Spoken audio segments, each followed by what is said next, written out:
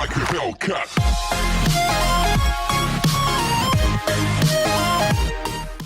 Hello and welcome back to the channel where once again it's time for another Sega Saturn review. I was sat down the other day and had a bit of free time and I was thinking to myself, what kind of game did I feel like playing? And I felt like some side-scrolling beat-em-up action, so I was flicking through the Saturn's possible choices and I decided upon Crow's The Battle for Action just to give it a playthrough. I wasn't planning to do a review for it at all at that point, but I thought the unique art style appealed to me. I played through the game and then I played through the game with 2 players as well, and I thought, you know what, I'm going to actually dedicate an episode to reviewing this game. So sit back, relax and enjoy my review for Crow's The Battle for Action on the Saturn.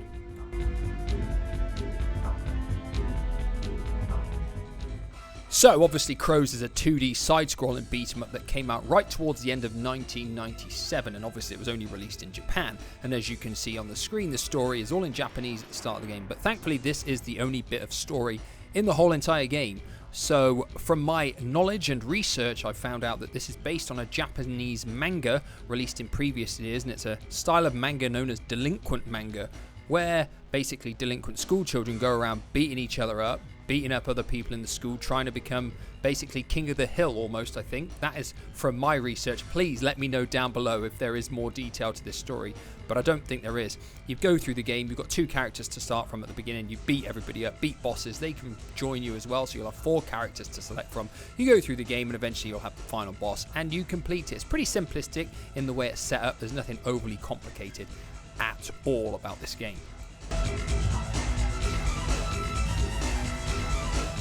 So once the menu's here, you'll see you've got 1 player, 2 player and options. Heading into options, there's not really a whole lot that you can change here. You can change the difficulty, easy, normal, hard. You can check all the BGM tracks and you can go in there and check the controls. Really, really simplistic stuff. So with that out of the way, we need to do what I usually do, and that's talk about how the game looks, how it sounds, how it plays, and talk about what kind of content and lifespan it will provide. Now in the looks department, I was relatively pleased and surprised by the way Crow's looks. I feel the unique style for the character models adds a level of charm and interest to the game. They're kind of blocky and chunky looking with big heads, but they look really, really good, and I was genuinely impressed with them. Now the animations for each character are different as well, because all the characters have got different styles of moves and they look good too. I do feel overall the game is quite a decent looking game. A downside though would probably be, in my opinion, the backgrounds. Whilst they look good, there's not a whole lot going on there. There's no multiple layers really on many of the levels of parallax scrolling, that kind of thing, so it does look a little bit tame, a little bit drab. I feel like they could have obviously done much more with the Saturn's 2D capabilities. The other thing would be there's nothing overly dramatic in terms of special moves that fill the whole screen, that blow you away with the kind of things that the Saturn could do with 2D. There isn't anything here in that regard, so that is a little bit disappointing. But overall in the looks department, I would say that Crow's The Battle for Action is a pretty decent looking game.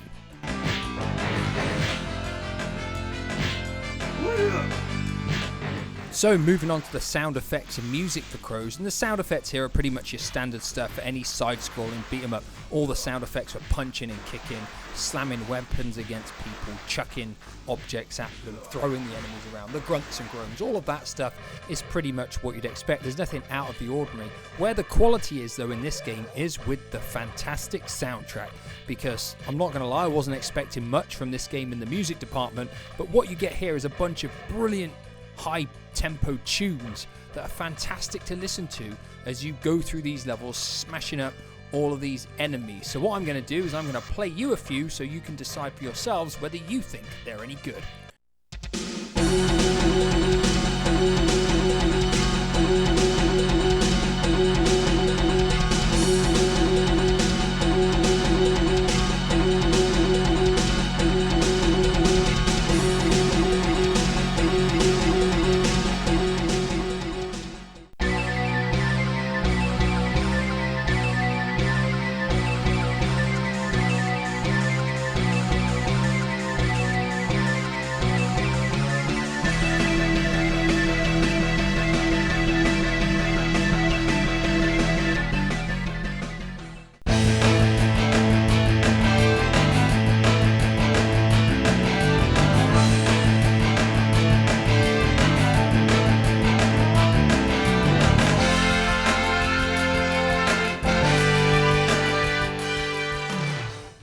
So moving on to the way Crows plays, and some people would probably say this game is too simplistic and it doesn't have a lot of depth. And those comments would be very true. The game is very simplistic to play. You've got a punch, a kick, a jump, standard stuff. You've got R and L to do your special combos. You can evade attacks, you can taunt the enemies as well. And now pressing the punch button over and over again, as you might think it would, it doesn't provide a combo. It's just a punch, punch, punch. And the same with the kick. You press that over and over again. It's just a standard kick. There's no combos in that regard in this game. Same with your jumping attack. It's just a jump and just a single kick. You can do a running attack by double tapping forwards and then pressing one of the attack buttons as well. So that does add something there. But the reason the game doesn't get too repetitive in the way it plays is the fact the stages are all broken up into these little mini levels that are only about 2 minutes long each. And this for me is really appealing, because sometimes with side-scrolling beat 'em ups I get quite bored if I'm playing through a level 10 minutes at a time, just endlessly beating people up over and over again. It gets a little bit repetitive and it gets a little bit boring. Now, although this game has got simplistic gameplay, the fact that the levels are broken down into loads of little mini stages means, for me, I don't get bored, I don't get tired of it. Things are constantly changing, so you don't get that repetitive feeling. So for me, that's really, really good. Now, in terms of the way the game plays, it plays absolutely fine. Your characters all move well, they respond well. The characters are slightly different as well. Some have more powerful hits, some are a little bit quicker, some have got attacks that will knock people over in one hit, whereas others have to do multiple hits. So there's variety in the character choice as well, and you will come to know which are your favorites the more you play the game. Overall then, in the gameplay department, I'm actually really happy with the way Crows plays. Yes, it's simplistic, but because of the design of the game, you don't get too bored and it doesn't get repetitive.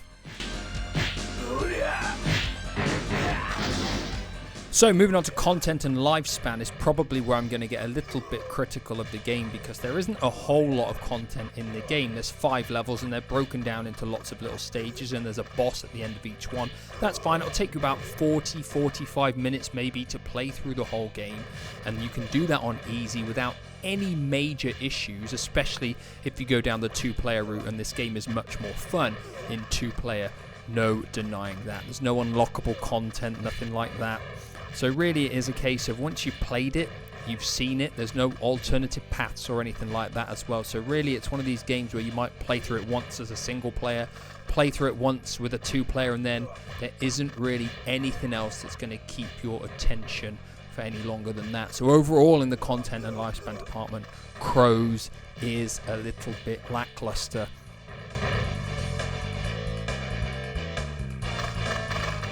So of course this brings us to our final 2 questions. Is Crows the Battle for Action worth playing today? And does it make our worldwide Sega Saturn top 10? Now, without a shadow of a doubt, Crows the Battle for Action is well worth a playthrough. I really enjoyed my time playing this game from start to finish. Like I said, doesn't get repetitive because of the way the stages are broken down. That really appeals to me. Get someone to play it with you. And if you're wondering who I actually managed to get to play with me, I practically forced my 16-year-old daughter to sit there and play through this game with me, much to her disgust. I made her play it from start to finish, and she did, in all fairness, so it can't be that bad. It really is a decent playing, enjoyable, if simplistic game.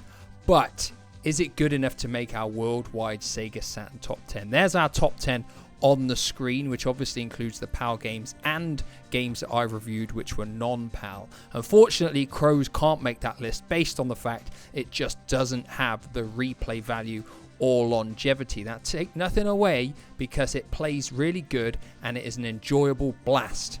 It is, without a shadow of a doubt. It just doesn't have that content to get it in my Saturn top 10. That is it for today. Let me know any thoughts that you have on this game, if you've played it, if you've ever even heard of it, down below. And as always, I'll be back in the near future with another video. Goodbye for now.